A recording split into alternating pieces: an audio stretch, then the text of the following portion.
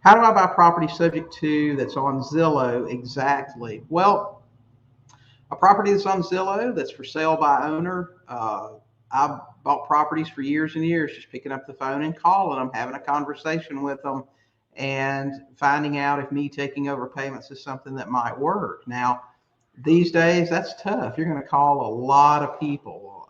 The market's crazy. Sellers have this overinflated sense of what their property's worth in a lot of cases, and that may be a little bit difficult, but it's still done the same way. You're going to buy that property subject to the same way you would any other seller, whether they're in foreclosure or anything else.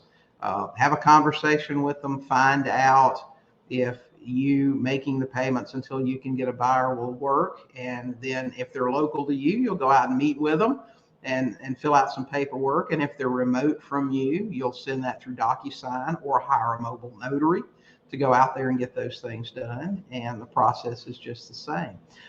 If you'll go to sub2deals.com, if you're talking about remote stuff, I've got an article over there, how to buy real estate remotely.